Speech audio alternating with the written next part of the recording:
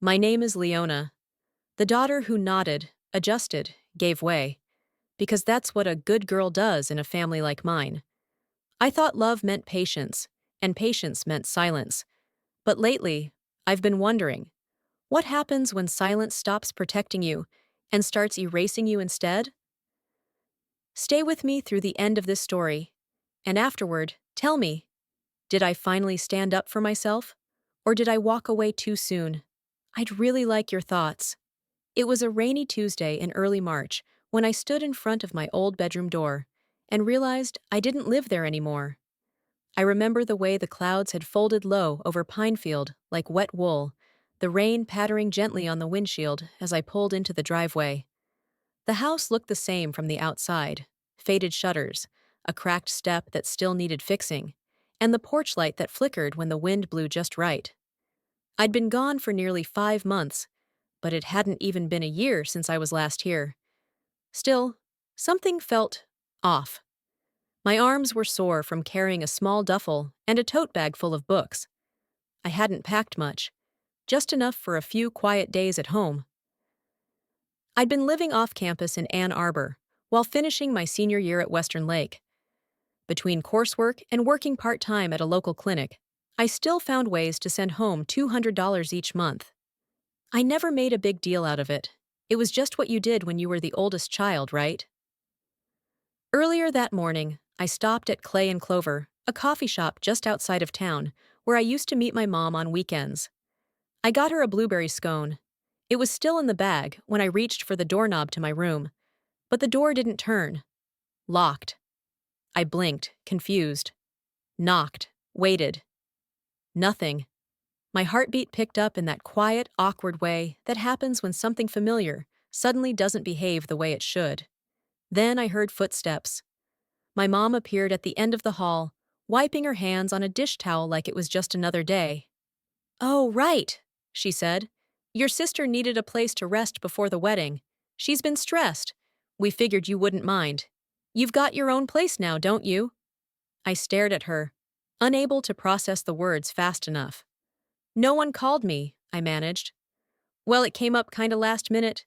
She was having those headaches again," she said, as if that explained everything. "You can use the guest couch, or maybe stay with one of your friends in town. I saved your stuff. It's in a storage unit now. Quick safe near the dollar house. Here's the key." She handed me a single silver key, attached to a plastic tag that had Temp 4 scrawled in blue ink. That was it. I opened the door slowly.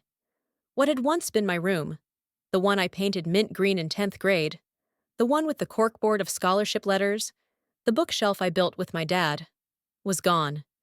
The walls were beige now. The bed was new, the comforter floral and unfamiliar. A vanity sat in the corner, right where my reading chair used to be. The closet door was slightly ajar, revealing pastel dresses and a wedding garment bag. I didn't cry. Not right away. Instead, I stood there, holding that dumb paper bag with the scone, wondering where my things had gone, what pieces of me had been tossed, what memories had been packed like clutter. I finally turned and asked quietly, "Where's the rest of my stuff?" "In the unit," Mom said. "Didn't want anything getting ruined. We tried to be careful." She had the same tone she used when reminding me to take the trash out as a teenager, like it was a chore, an inconvenience. No apology, no regret. I thought back to the last time I was home, when I found Hollis wearing my old varsity hoodie, the one from when I placed top 10 at state in debate. She said she just needed something cozy and never gave it back. Before that, Mom had canceled my summer internship plans so I could stay home and help when Hollis had that surprise spa trip with her fiancé's family. I didn't complain. I never did. I thought being understanding made me the better daughter. But now, standing in this beige stranger of a room, I realized I wasn't the better anything. I wasn't even a consideration. I walked out of the room and down the hall. I didn't say much for the rest of the day. Just nodded, went through the motions. The blueberry scone stayed untouched on the counter. No one asked about it. Later that evening, I sat in the car, gripping the wheel, staring at my own reflection in the rearview mirror. My hair had grown out since they last saw me.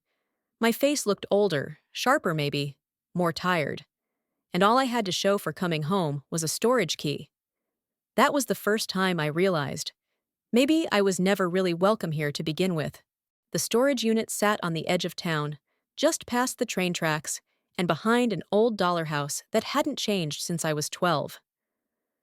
Quick safe storage looked like a row of gray shipping containers lined up like soldiers, all uniform and silent, their metal doors slick from the morning rain. There was no one else around, just the buzz of a distant HVAC and the wet crunch of gravel under my boots. I pulled into Unit TEMP4 and unlocked the padlock Mom had given me the day before. It clicked open without resistance, almost too easy for something that held everything I hadn't realized I still cared about. The door rolled up with a loud groan. There they were. My things. Or what was left of them. A pile of cardboard boxes, some crushed from being stacked wrong. One had a long rip down the side where a raincoat had been shoved halfway in. My books were in plastic bags, damp and curling at the corners. A picture frame lay face down near the back wall, its glass shattered like a silent apology. My dorm dresser, cheap but sturdy, was tilted, a leg broken clean off and never taped. There were no labels, no notes, no care. It looked less like someone had packed my belongings, and more like someone had been trying to make room for something more important. I stood in the doorway for a while, not moving, not blinking much. The air inside was still, smelled like mold and cardboard, and that faint bite of regret. Eventually, I walked in and started to touch things, lift them, rearrange them. Not really cleaning, just touching, like I was trying to wake something up. I found the small nightstand I bought with my first paycheck at the university library. It had a drawer that stuck when the humidity got too high, and a scratch on the side from when I dropped my keys in a rush last winter. It was wedged under a busted lamp and 2 bags of winter clothes. No one had wrapped it. No one even bothered to zip the bags. I ran my hand along the top, dust catching in the lines of my palm. Then I said out loud, not even meaning to, "They told me I was going off to college," then treated me like I never came back. My voice echoed against the metal walls. Thin, small, real. That night, after trying and failing to make space in the back seat of my car for everything, I called Arden. She picked up on the second ring. "Hey, hun," she said. I could hear pages turning behind her, the familiar hum of the Chapter and Brew Cafe. "You back in town?" "Yeah," I said. "Just got done at QuickSafe." There was a pause, then a low exhale. "And it's all just shoved in there. No order. Stuff broken. Like they were cleaning out a stranger's garage." I could picture her leaning back, hand over her mouth the way she did when something hurt more than she wanted to admit. "You didn't lose your place, Leona," she said softly. "They just never made room for you to begin with." I didn't respond right away.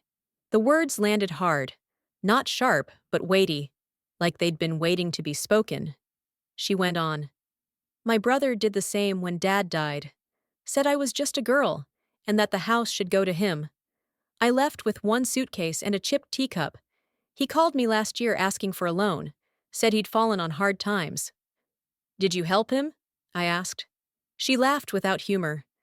"I sent him a card with 1 sentence. Hard times help us see who made them harder." I smiled, in that sad way people do when they're halfway between anger and clarity. After we hung up, I sat cross-legged on the cement floor of the unit and opened one of the boxes of books. The paper was soft and water-stained. I lifted a folder out and froze. It was my old essay, the one I submitted for the National High School Writing Competition, the one that got me the first scholarship I ever won. The page was bent, the top left corner torn, and someone had spilled what looked like coffee across the bottom paragraph. The words were still there, but smudged, fading like they didn't matter anymore. That was the last thing I looked at before locking up. Driving back, the rain started again. Gentle, steady. It tapped against the windshield like a metronome, keeping time with my breath. I didn't cry. Not then. But I sat at a red light just past Maple Street, and for the first time in a long time, I felt something deeper than sadness, something close to recognition. They don't even know what they've thrown away. And maybe, neither did I. Until now. When I got back to the house that evening, I walked past the living room and caught a glimpse of Hollis stretched out on what used to be my bed. She had one leg propped up on the headboard and was watching some wedding reality show with the volume just a little too high. Her coffee mug was sitting on the floor next to my old bookshelf, now painted white to match the room's new aesthetic. She didn't look up. Dinner was already on the table. Mom had made Hollis's favorite, lemon butter chicken with mashed potatoes and green beans. For me, there was a scoop of potato salad, the kind with too much mustard and chopped egg. I'd hated it since I was 8. No one asked how the trip to the storage unit went. No one asked about school, my job at the clinic, or how I was sleeping. They chatted about wedding colors and seating charts like I wasn't even there. Hollis talked about getting her nails done next week and how expensive the bridal hair trial had been. Mom nodded along, eyes shining with the kind of joy I hadn't seen directed at me in years. I tried to ignore it, focus on chewing, but the silence inside me kept growing teeth. Finally, I put my fork down and said quietly, "You could have at least told me before taking my room." Hollis didn't miss a beat. "You don't live here anymore. You're in Ann Arbor, remember? I'm getting married. I needed space. Mom thought it made sense." I looked over at Dad, hoping, just hoping, he'd say something. Anything. But he stared down at his plate, slowly pushing a green bean around with his fork. That was the moment it clicked. Not one of them had considered what this might feel like. Not one of them thought to call, or thought I might deserve a say in how my things, my space, were handled. I'd been erased, replaced, conveniently relocated. I stood up and left the table without a word.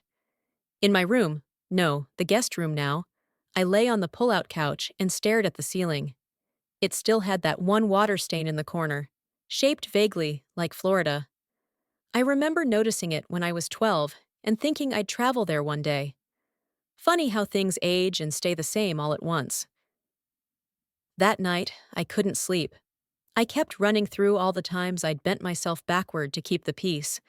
Like when Hollis asked me to watch her son for a whole weekend so she could go on a restorative spa retreat, and I had to cancel my college orientation. Or my 18th birthday, when Mom forgot to get me a cake because Hollis had just come home from the hospital, and everyone was tired. I'd taught myself to never ask for anything, and they learned I'd never protest. But something had changed. Maybe it was the way my books were left to rot in a box, or the silence at the dinner table, or the sound of my name not being said at all. I knew I couldn't stay much longer. So the next morning, I rented a small moving van from Ann Arbor. Drove it down without telling anyone. Over the next few hours, I moved everything from the quick-safe unit into it. Quietly, efficiently, like a job I didn't want but needed to finish. No one offered to help. No one even noticed I was gone. Mom handed me the spare house key without looking me in the eye. "Just let me know when you've got it cleared out," she said, like I was a tenant on my way out. I held that key for a moment longer than I should have, then slipped it into my coat pocket. But before I left town, I made one last stop. Back at QuickSafe, I walked into the front office and asked the young guy at the desk about contract transfers. He blinked a few times, clearly not used to people coming in with this kind of request. "You want to switch the billing to someone else?" he asked. "Yes," I said. "Hollis Mirex. That's Mirekes." He looked at me carefully. "She's expecting this, right?" I smiled, just enough to keep it polite. "She will." He shrugged and handed me the paperwork. I filled it out using her name, address, and contact info. Everything they'd need to follow up. Back in the van, I sat for a moment and looked out across the lot. It was overcast again, Same thick clouds, same damp air. But this time, I wasn't sitting on the floor of a storage unit, wondering what part of myself I was allowed to keep. I was done asking. Back in Ann Arbor, I didn't unpack right away. The moving van sat in the driveway of my shared duplex, still half full. I made tea, sat on the couch, and opened my laptop. An unread email from QuickSafe was at the top of my inbox. Contract transfer confirmed. It was short, no frills, just a formal acknowledgement that Hollis Mirex was now the responsible party for Unit TEMP4. I clicked print. One by one, I printed every receipt, every photo I'd taken of my items in the unit, the email trail with timestamps, and the updated rental agreement. I slipped them into a blue folder I'd labeled Personal Archived, the kind of folder people use for insurance papers or bank statements. Important things you keep in a drawer, not because you want to look at them, but because you might need to someday, to prove a truth someone will try to rewrite. My phone buzzed on the table. I didn't check it right away. Instead, I looked out the window. The neighbor's dog barked at a squirrel again. Someone across the street was planting daffodils in front of a porch that needed repainting. Everything was ordinary, and that was the most comforting thing about being here. It was mine. Quiet. Imperfect. But not conditional. The phone buzzed again. I glanced down. It was a text from Mom. Hollis said you took your things, but the storage contract is canceled? What's going on? No greeting. No question about how I'd made it back. Just concern for the logistics, for the fallout. I locked the phone and set it face down. A few minutes later, another buzz. I don't understand why you're acting like this. People are going to think you're bitter or selfish. I stared at that one a little longer. There it was again. That word, selfish. Like drawing a line was an offense. Like saying enough somehow made me the villain. I stood up and walked to my desk, pulled open the top drawer, and placed the folder inside, closing it with a firm click. It felt final, like sealing something away that had taken up too much room for too long. Later that evening, I called Arden. She answered on the first ring, her voice always a little raspy, like she'd been reading out loud all day. Hey, sugar, you good? I paused, then let out a breath. They got the notice, Hollis and Mom. Ah, she said. I could hear the shift in her tone, like she was settling deeper into her chair. Did it help? Transferring the contract? I don't know yet, I said honestly.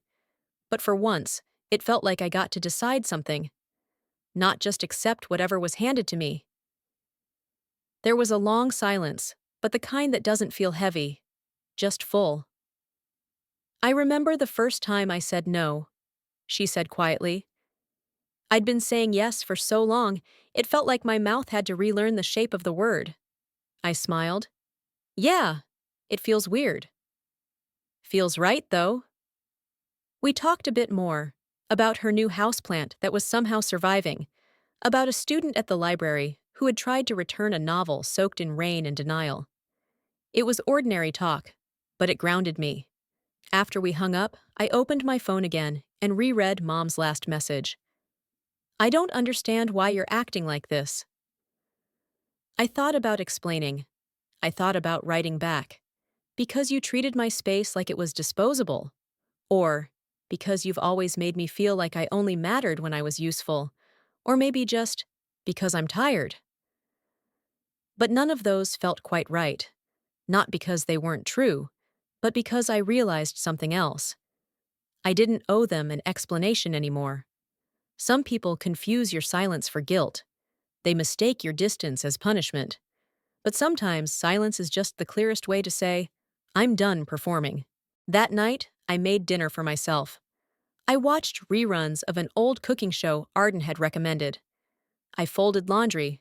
I watered my plants. Nothing dramatic, no grand gesture. But before bed, I took the blue folder out one last time and slid it into a fireproof box in my closet. Not because I wanted to revisit it, but because some chapters deserve to be closed. Properly, quietly, and without an apology. It was a Thursday morning, dull and quiet. The kind of morning where even the birds outside my apartment window sounded like they were still half asleep. I was halfway through making oatmeal when the email came in.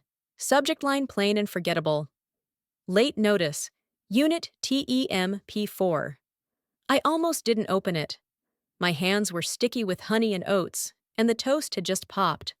But something about the timing, about that little chime from my laptop across the room, made me check anyway. It was from QuickSafe. Polite, impersonal, and wrapped in corporate language that barely disguised the finality of it all. A notice of overdue payment, with itemized penalties listed in neat little lines. Base rental balance, $480. Late fees, $520. Final cleaning and disposal charges, $800. Total amount due, $1,800. The account holder, Hollis Mirex. I didn't blink, didn't react. Just sat on the edge of the couch, reading it twice, then a third time. Not out of disbelief, but out of a strange, calm knowing. I'd expected this. The moment I transferred that unit into her name, I knew she wouldn't follow through. She never did. She always assumed someone else would clean up the mess. And for years, that someone was me. Exactly 61 minutes later, my phone buzzed with a new text from Mom. What did you do? Why would you put the storage in your sister's name? She's crying, Leona, crying. They sent her a bill for nearly $2,000. There was a time, not too long ago, when that message would have hit me like a brick to the chest. The image of Hollis crying, Mom angry, the family in disarray, would have sent me scrambling to fix it all. I would have called QuickSafe, begged for time, offered to pay off part of it just to keep the peace. But that day, I just read it. Then gently put the phone face down on the table beside me. I didn't feel victorious. I didn't feel spiteful. What I felt was something softer, quieter, like the stillness after a storm, not clean or resolved, but still. Like I had stepped out of something heavy and cold and finally realized I didn't have to carry it anymore. For once, someone else was dealing with the weight of their own choices. I opened my laptop and stared at the screen. The email from QuickSafe was still up. I considered replying to Mom, not just because she expected it, but because old habits die hard. I started typing. I gave it back to the person who claimed the space. Backspace. Typed again. It's not revenge, it's accountability. Deleted that too. I just sat there, fingers hovering over the keyboard, watching the blinking cursor like it might answer for me. The way it blinked, steady, unchanging, felt like a reminder of how many times I'd paused like this. Trying to phrase things gently enough to be palatable. Trying to offer enough explanation to justify my right to draw a line. I closed the laptop. 10 minutes later, another message arrived. Do you even care what people will say? The neighbors know. Everyone's talking about how your sister got sent a debt notice. You're making this family look bad. I stared at it longer than the first one. There it was. The heart of the issue. Not concern for me. Not curiosity about my choices. Not even a flicker of interest in what I might be feeling. Just fear of embarrassment. Of what the neighbors thought. Of how her daughter's name, misspelled on invitations, erased from rooms, might now be muttered over backyard fences and whispered behind hands. It hit something in me I didn't know was still sore. I thought back to 17, when Mom told me not to tell anyone that Hollis had borrowed my laptop fund. Said it was just between us. Because family handles things quietly. Quietly. Always quietly. As long as I was the one losing something, it was fine. As long as no one saw the cost. I reread the message one last time and whispered, not out loud, but inward, I'm not the problem. You're just uncomfortable now that I stopped making everything easier for you.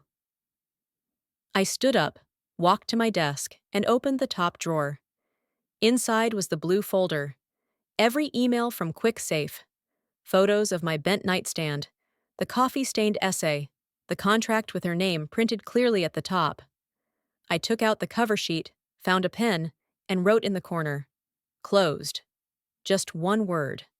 No fanfare, no final speech. Because not every chapter ends in fire or fury. Some just end.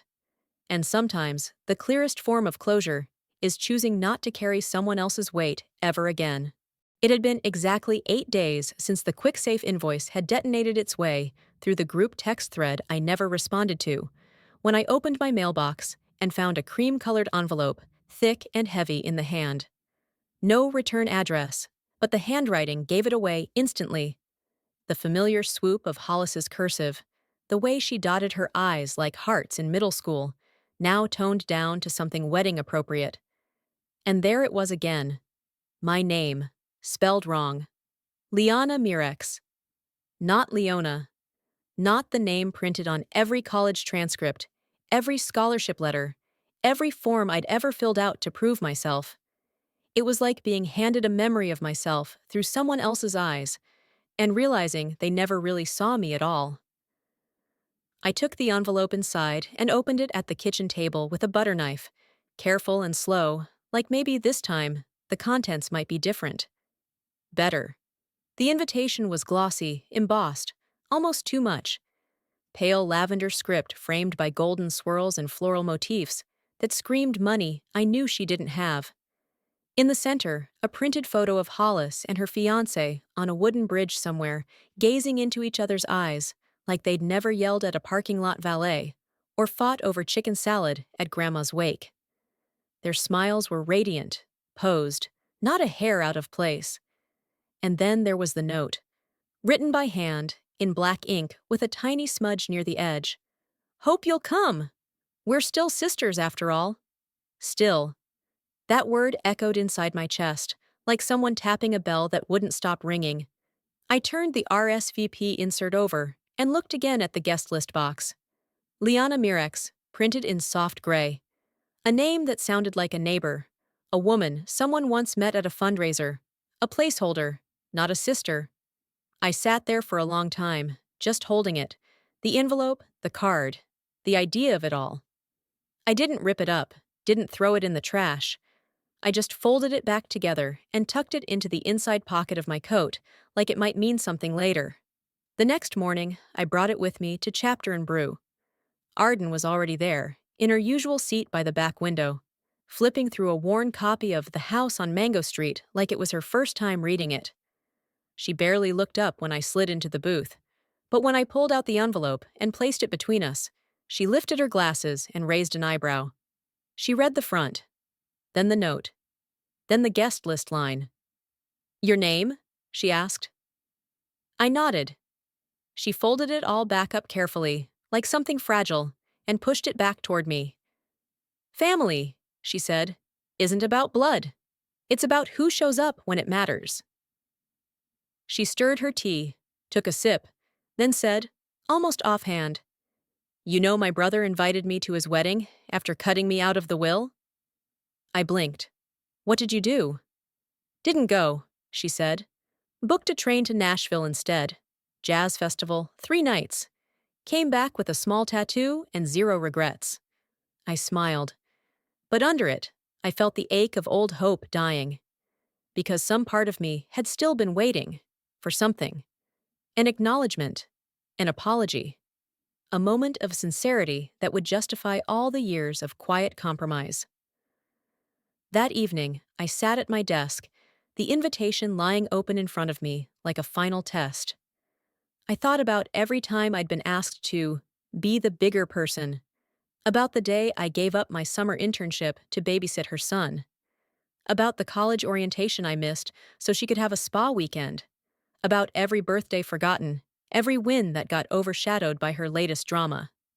All of it, chalked up to being a good daughter, being a good sister. But where had that goodness gotten me?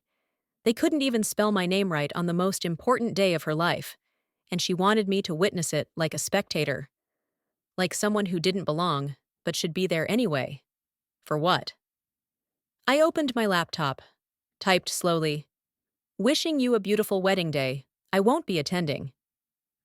No emotion, no fire, no long explanation about years of hurt. Just clarity. I hovered over the send button. took a deep breath, and clicked. The message disappeared with a soft whoosh. I closed the laptop, leaned back in my chair, and let out a breath I hadn't realized I'd been holding for weeks. That was it. My RSVP. And maybe the beginning of a new definition of family. I didn't need to take a seat at a table where my name wasn't even written right. I already had a life with my name on it, spelled correctly, fully mine, and finally quiet. The phone rang at 9:07 p.m. 3 slow vibrations on the nightstand before the screen lit up with a name I knew too well. Mom. I stared at it for a second, thought about letting it go to voicemail, thought about all the things I'd probably hear if I picked up, and all the things I'd keep hearing in my head if I didn't. On the fourth ring, I answered. There was no greeting, just her voice, tight, impatient, already halfway into an argument. You can't just ignore us forever, Leona. This isn't how family works. The words came fast and hard, like she'd been rehearsing them in the mirror. Not a single pause to ask how I was. Not a breath before the blame. I didn't say anything. She switched tones immediately, softening. An old tactic I knew by heart. I know things got out of hand, but your sister is still really hurt. And honestly, so am I. I didn't raise you to be this cold. Still, I said nothing. Not because I didn't have anything to say, but because I needed her to sit in her own discomfort for once, to feel the echo of a silence that wasn't mine to fill. Then she pivoted, right on schedule, from concern to guilt. Do you really want people thinking this is the kind of daughter I raised? Someone who turns her back on her own blood? That's not how we were brought up, Leona. I let the silence stretch a few seconds longer, until it pressed against the edges of her composure. Then, finally, I spoke. Family can't hurt people and then demand they stay. My voice was low, steady, unshaken, and for a beat, she didn't respond. I pictured her standing in the kitchen, same kitchen where she used to braid my hair before school, same counter where Hollis's birthday cakes were decorated with twice the candles and 3 times the effort. I imagined her holding the phone with both hands, not out of care, but control, like she was trying to keep the whole idea of family from slipping through her fingers.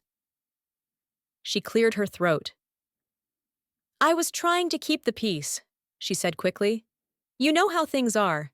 I can't pick sides between you and your sister. I almost laughed. It bubbled up behind my teeth like something bitter. It's not peace, I said calmly. It's silence. And it's not neutrality either. It's convenience. You pick whatever side makes your life easier. And it's never mine. The air between us grew heavy. I could feel it, even through the static on the line. Her silence wasn't empty this time. It was stunned. You're twisting everything, she snapped at last. You've always been dramatic. No, I said. I've always been quiet. There's a difference. She made a sound, something between a scoff and a sigh. So what now? She asked. You're done with us? I took a deep breath. Not rushed, not angry, just clear. I don't hate Hollis, I said. I don't even hate you. I just can't keep living in a family where I have to erase myself in order to be loved. You're being selfish, she said quickly, like it was the only defense she had left. I didn't flinch. I want peace, I said. And that peace doesn't live in that house anymore. It never did. There was another pause, longer this time. And then, quietly, she tried once more. I just wish you'd think of how this looks to everyone else. That line, that old, familiar line. It was never about what I felt. It was always about how it looked, how it reflected on her, how it made the family seem to the neighbors, the church ladies, the cousins we barely saw but always tried to impress. I closed my eyes. I used to, I said. I don't anymore. And with that, I ended the call. No yelling, no name-calling, no grand finale, just a quiet, full stop. I sat in the stillness of my apartment for a long while after that, the kind of stillness that doesn't ache. It clears. It creates space. It gives you room to exhale. Then I opened my phone. scrolled to her name, tapped block caller. Not out of spite, not out of hate, but because I finally understood that choosing not to return to pain doesn't make you cruel. It makes you whole. I reached for the journal Arden gave me back in February, the one she slid across the table with a smile and said, "Write it down, honey. Write it down before someone convinces you it didn't happen." I flipped to a clean page, and I wrote, "I used to think silence was survival. Now I know it was surrender." Then I closed the book, set it on the nightstand, and turned off the light. That night, I slept better than I had in months. Not because everything was fixed, but because I had finally stopped asking for permission to exist. 3 months went by. No calls, no texts, no, "How have you been?" or updates from anyone in the family. And oddly enough, I didn't miss it. I missed the idea of what we could have been, maybe. But the reality? The silence? It felt like breathing without someone standing on my chest. I'd moved into a little studio just off North University, close enough to the campus library that I could walk there barefoot if I wanted to. The place was small, one big window, a galley kitchen, and a bed tucked into the corner like it knew how to stay out of the way. But it was mine, and no one had touched anything in it without asking. That morning, I brewed coffee in the quiet and watched the sun spill across the table. A soft square of light landed on the edge of a framed photo. Me and Arden, arms linked outside Chapter and Brew, both of us mid-laugh, holding a stack of used books like we'd robbed a library. I smiled. There were still moments, usually late at night, when the apartment got too still, where guilt tried to creep in. Not a loud guilt, but the kind that whispered, "You left your family behind. You should have tried harder. You're the one who broke it." But then I'd hear Arden's voice again, clear and steady like it always was. "You didn't walk away from your family. You walked away from being used." That line had become something of a compass for me. Sometimes I wondered, did Mom ever sit with what I said? Did Hollis realize the weight of her choices? Was there regret? Or just annoyance at having lost a buffer? But the thing is, I didn't need to know anymore. Their growth, or lack of it, didn't determine mine. I had stopped orbiting around their feelings. One Saturday, Arden and I met up for lunch.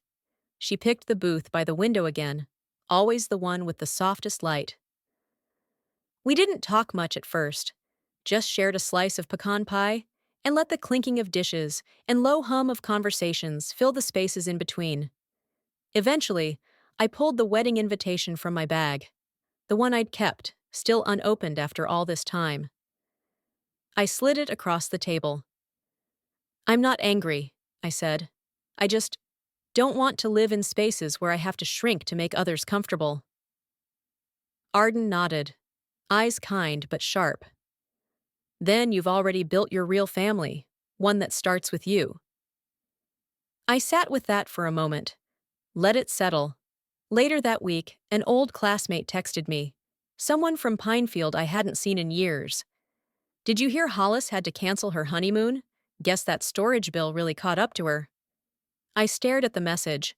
No part of me wanted to gloat. No part of me wanted revenge. I just typed back, "Hope she's okay," then turned off my phone and went for a walk. That evening, I received an email from the University Health Initiative. I'd been awarded a summer internship at a community wellness center, fully paid, with housing included. 3 months in Traverse City, helping underserved families navigate medical access and mental health resources. For the first time in my life, I accepted something without running it by anyone. No phone calls, no waiting for approval. I clicked Confirm Participation and marked it on my calendar. That night, I opened my journal and wrote, "Peace is not given, it's chosen." And sometimes, it costs everything you used to think was love. I closed the book and slipped it back under my pillow.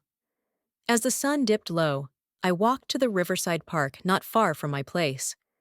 The trees were just starting to fill in with green again, the grass still wet from last night's rain.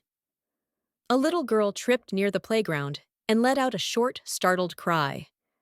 Her mother came running, scooping her up with a gentle, It's okay, sweetie. I'm here.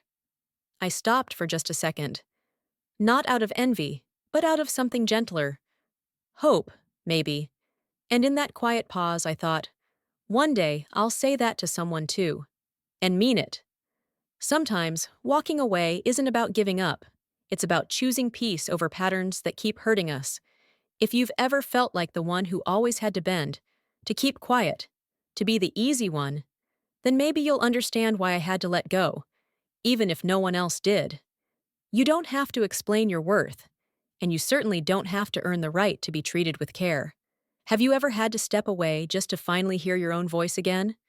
If this story spoke to something inside you, I hope you'll stay with me for the next one. There's more to tell and more to heal.